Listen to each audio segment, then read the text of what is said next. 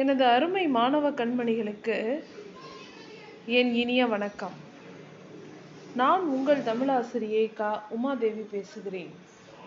இங்கு நாம் 12ஆம் வகுப்பு தமிழ் பாடப்பகுதியில் இருந்து இயல் 6இல் உள்ள உரைநடை உலகத்தின் திரைமொழி பற்றி பார்க்க உள்ளோம்.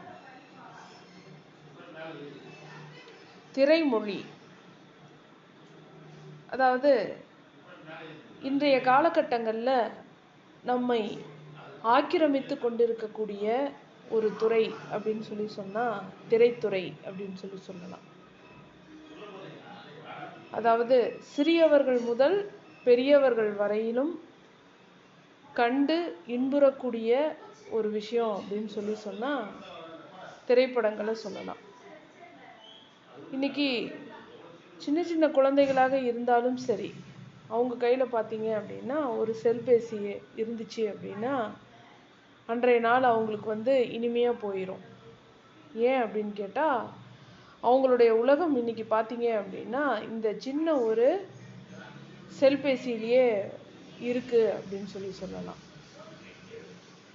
இவ்வாறு சுருங்கி இருக்கக்கூடிய இந்த செல்பேசியில் நம்ம பார்க்கக்கூடிய சில விஷயங்கள் ஆரம்ப காலத்தில் எப்படி இருந்துச்சு, எப்படியெல்லாம் வளர்ந்து இன்னைக்கு எப்படி வேரூன்றி நிற்கிறது இந்த திரைப்படம் அப்படின்றது தான் திரைமொழி அப்படின்ற இந்த தலைப்பின் கீழ் நம்ம பார்க்க போகிறோம்.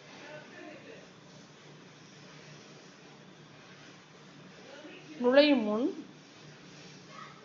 கனவு கண்டுகொண்டே கனவுக்குள் இருப்பது போல நம்மை சூழ்ந்த பெரும் கனவே திரைப்படம். இதன் அழகியலும் அனுபவமும் ஈர்ப்பும் இயல்பும் எழிலும் ஏற்றமும் காட்சி மொழியாக கவினுறு கலையாக எப்படி உருவாகின்றன. கதை எழுதி, திரைக்கதை எழுதி, வசனம் எழுதி, இயக்கி, ஒளிப்பதிவு செய்து, இசை சேர்த்து பெரும் முதலீட்டில் உருவாகும் திட்டமிட்ட கூட்டு முயற்சியே திரைப்பட மொழிக்கு இருப்பது போல் நிறுத்தற்குறிகள், அசைகள், அமைப்புகள், உத்திகள் என எல்லாமும் இதன் காட்சி மொழிக்கும் உண்டு. அம்மொழியை புரிந்து கொள்வதும் உள் வாங்குவதும் சுவைப்பதும் ஒன்றுவதும் ஒரே நேரத்தில் நிகழ வேண்டும் தானே. கனவு கண்டு கொண்டே கனவுக்குள் இருப்பது போல நம்மை சூழ்ந்த பெரும் கனவே திரைப்படம். மிக அருமையான ஒரு வாசகம் இல்லையா? இப்போ நம்ம திரைப்படத்துக்கு போகிறோம்.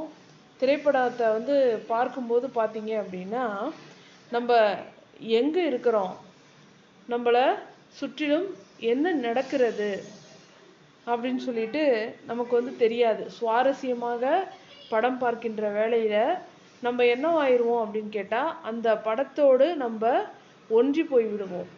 அப்போ அந்த படத்துக்குள்ளாரையே நம்ம போயிடுறோம். நம்மளும் ஒரு கதாபாத்திரமாகவே மாறிவிடுகிறோம். இதன் அழகியலும் அனுபவமும் ஈர்ப்பும் இயல்பும் எழிலும் ஏற்றமும் காட்சி மொழியாக கவினுறு கலையாக எப்படி உருவாகின்றன. இதை பற்றி தான் நம்ம பாடத்தில் பார்க்க போகிறோம். கதை எழுதி, திரைக்கதை எழுதி, வசனம் எழுதி, இயக்கி, ஒளிப்பதிவு செய்து, இசை சேர்த்து பெரும் முதலீட்டில் உருவாகும் திட்டமிட்ட கூட்டு முயற்சியே திரைப்படம். நம்ம ஒரு 3 மணி நேரம் திரைப்படத்தை பார்த்துட்டு பல கருத்துக்களை சொல்லுறோம், அல்லது ஒரே வார்த்தையில் சொல்லிடுறோம், இந்த திரைப்படம் நல்லா இருக்கு அல்லது நல்லா இல்லை அப்படின்னு சொல்லிட்டு. ஆனால் அந்த திரைப்படத்துக்குள்ளார ஈடுபட்ட ஒவ்வொருவரினுடைய முயற்சிகள் அப்படின்றது பார்த்தீங்க அப்படின்னா பெரும் முயற்சிகள் இல்லையா? எங்கனாவது ஷூட்டிங் நடக்குது அப்படின்னு சொன்னாங்க அப்படின்னா நம்ம அதை பார்க்க போனோம் அப்படின்னா ஒரே ஒரு ஷாட் எடுக்கிறதுக்கு பார்த்தீங்க அப்படின்னா பல மணி நேரங்கள் ஆகும். ஏன் நாள் கணக்காக கூட ஆயிடலாம்.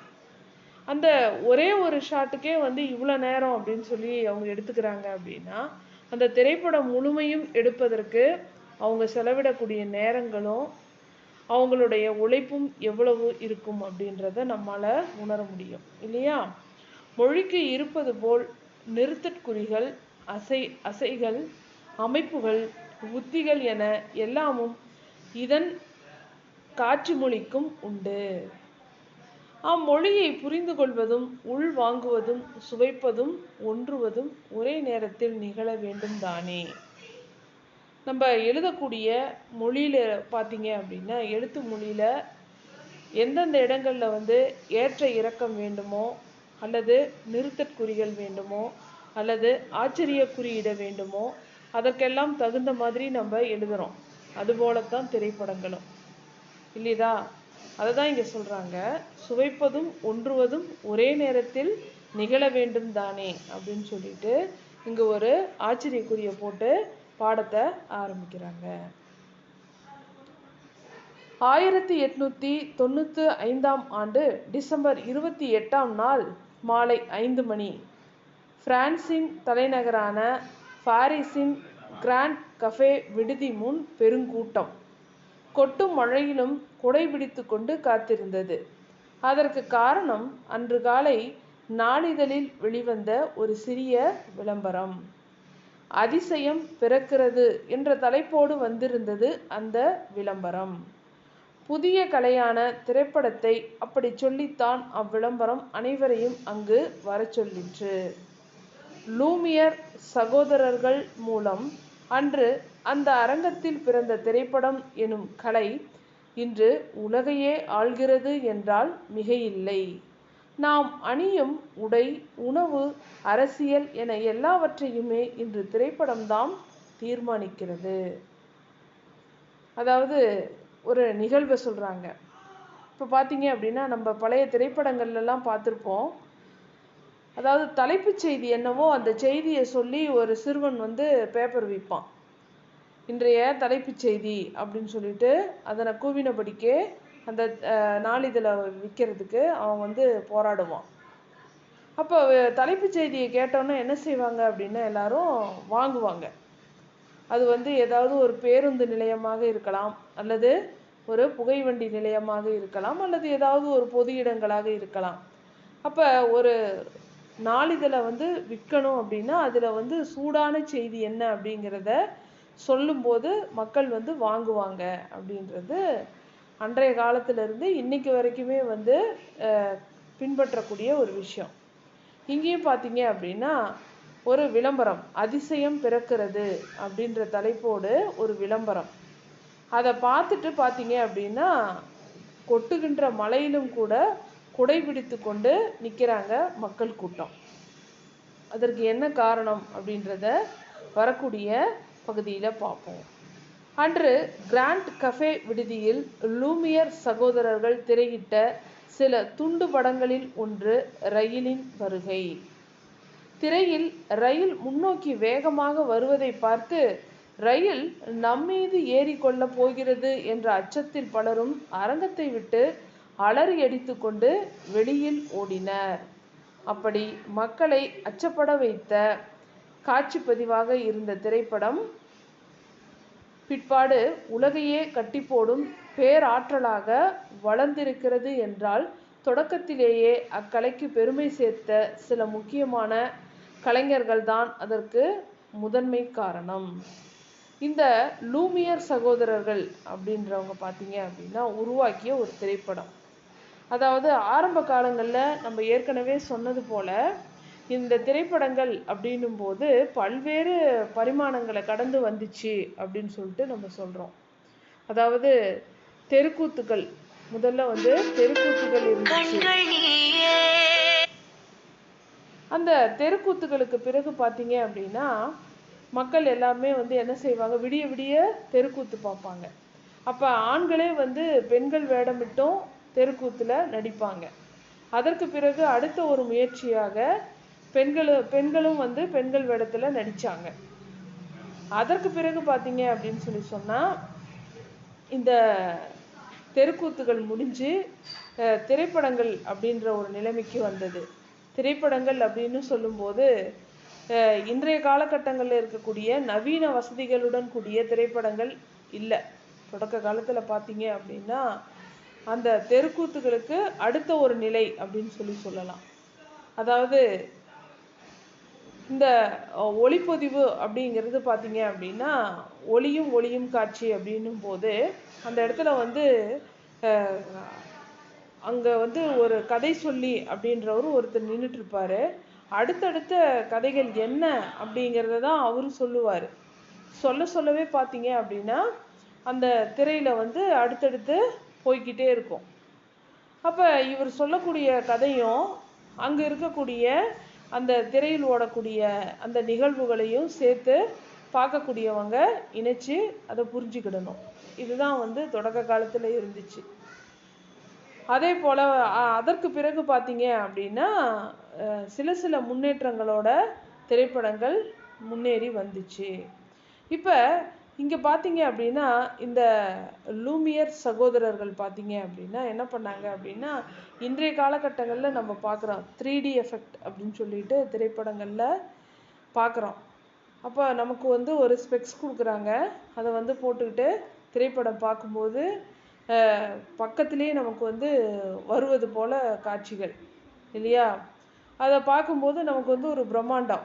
திடீர்னு நம்ம முகத்துக்கு பக்கத்தில் வந்து அந்த கைகளோ அல்லது அந்த விலங்கினங்களோ வந்து நம்ம பக்கத்தில் கண்ணுக்கிட்ட வந்து நம்மளை துன்புறுத்தவோ அல்லது தொடுவதற்கு வருவது போலவோ இருக்கும்போது நம்ம திடீர்னு பயப்படுறோம் இல்லையா?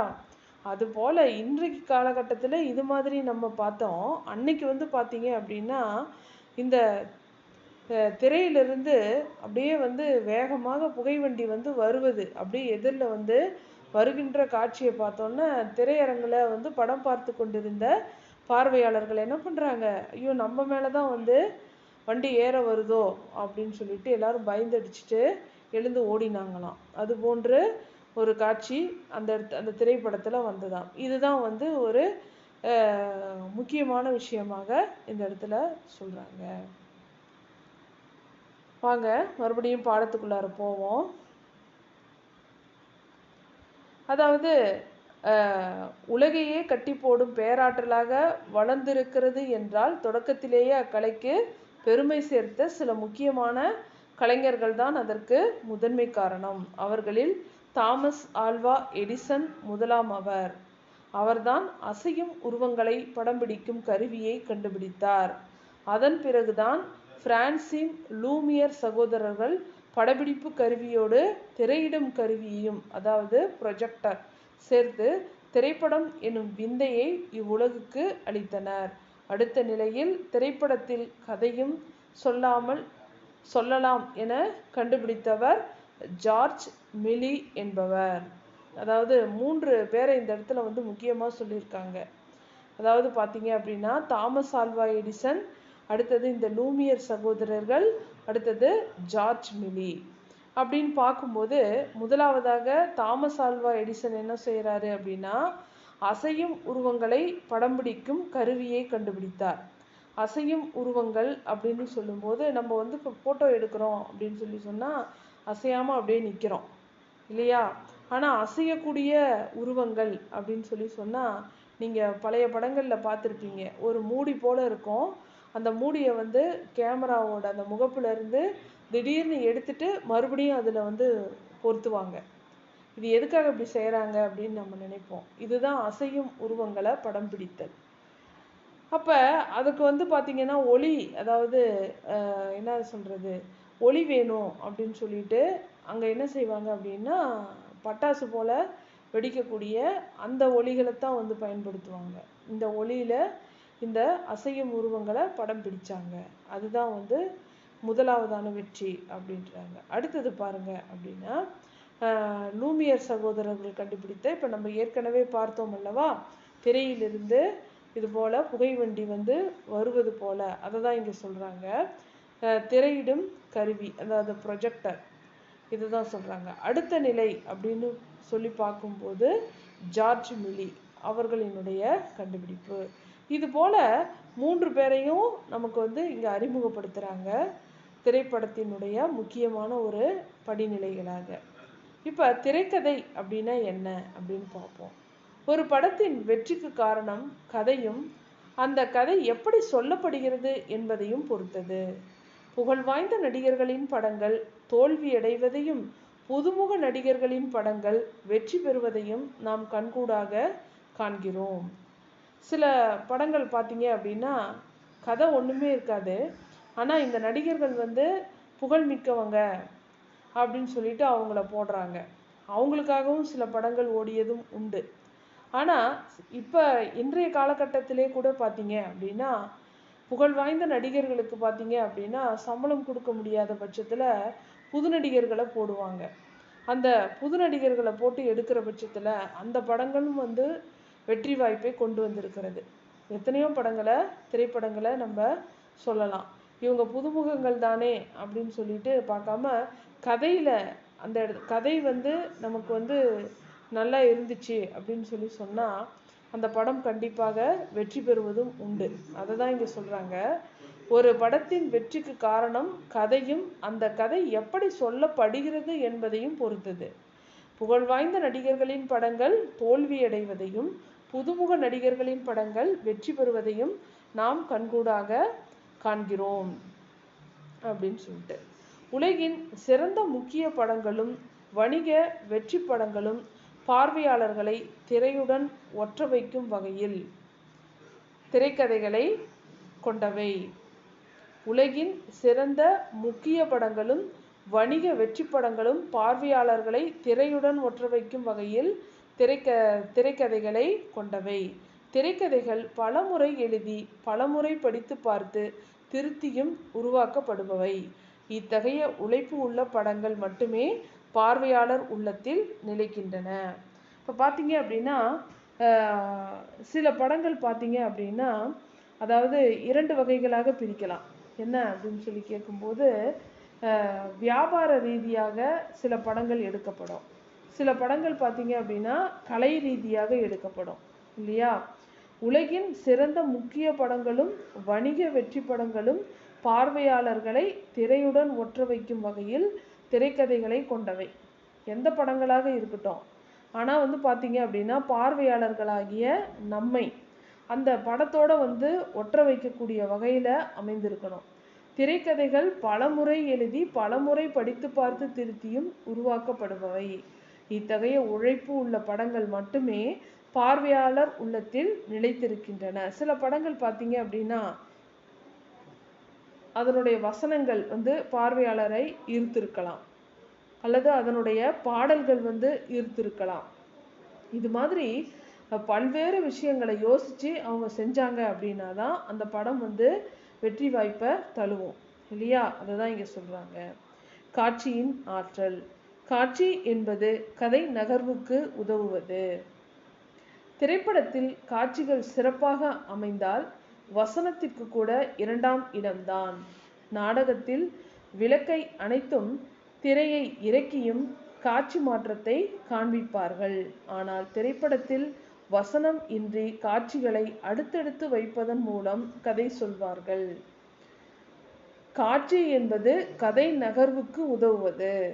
ஒவ்வொரு காட்சிகளாக என்ன பண்ணோம், நகரும்போது கதையும் வந்து நகர்ந்து கொண்டே போகும் இல்லையா? இதுதான் திரைப்படம்.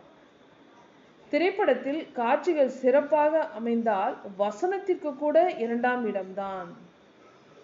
ஒரு சோகமான ஒரு விஷயம் அப்படின்னு சொல்லும்போது அந்த இடத்துல வந்து வசனம் இல்லாட்டினாலும் அவங்களுடைய முக பாவனைகள் இல்லையா, முக பாவனைகளே வந்து பார்த்தீங்க அப்படின்னா அந்த இடத்துல வந்து வசனத்திற்கு இடம் இல்லாமல் செய்திடுது.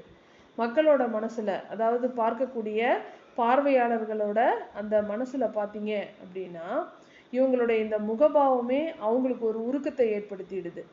இதை தான் இந்த இடத்துல சொல்கிறாங்க. வசனத்திற்கு கூட 2ஆம் இடம்தான்.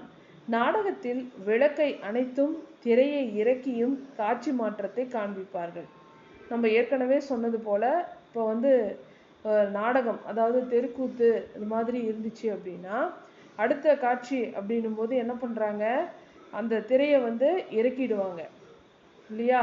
இல்லைன்னா விளக்கை வந்து அணைச்சிடுவாங்க. அப்போ அந்த அடுத்த ஒரு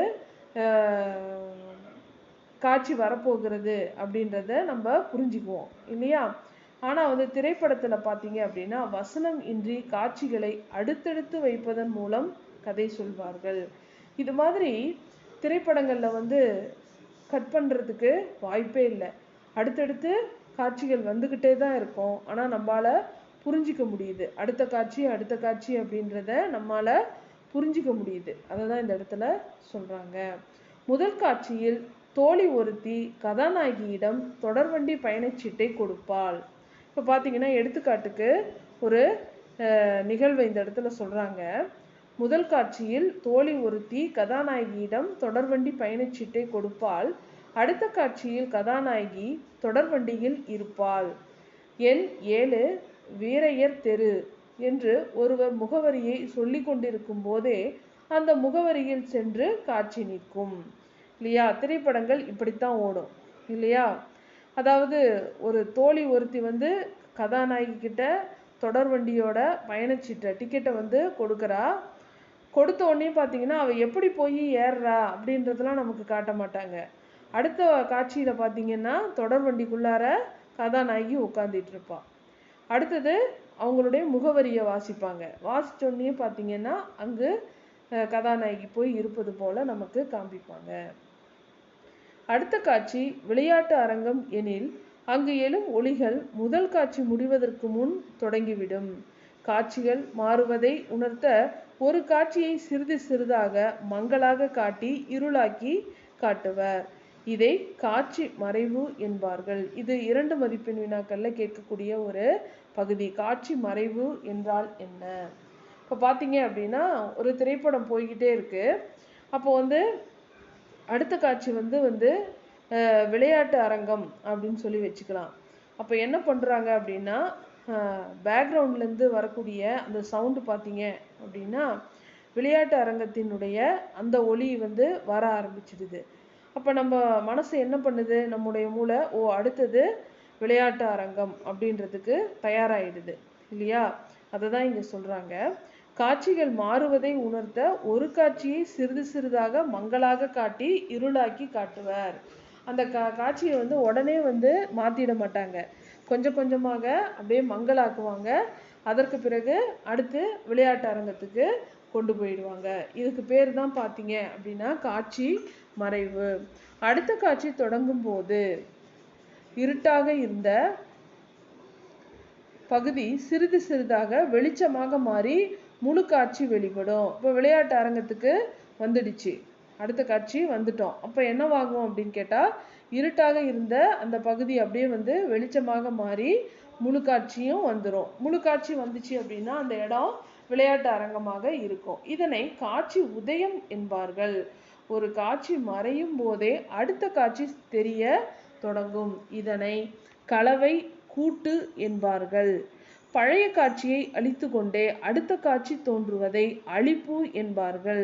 திரைப்படங்களை பார்க்குற பழக்கம் இருந்துச்சு அப்படின்னா இதையெல்லாம் நீங்கள் பார்த்துருப்பீங்க. அதாவது காட்சி கொஞ்சம் கொஞ்சமாக வந்து மறையுது, அப்படியே மங்களாகுது அப்படின்னு சொல்லிட்டு போன பிறகு மறுபடி அடுத்த காட்சி வந்துச்சு அப்படின்னா அது ஒரு வகை. அடுத்தது பார்த்தீங்க அப்படின்னா ஒரு காட்சி மறையும் போதே அடுத்த காட்சி தெரிய தொடங்கும். பாதி பாதியாக அப்படியே நகர்ந்துக்கிட்டே பழைய காட்சி போகும், புது காட்சி அப்படியே பாதி பாதியாக வந்து முழுமையாக இடம்பெறும். அது ஒரு யுக்தி. இதனை கலவை கூட்டு என்பார்கள்.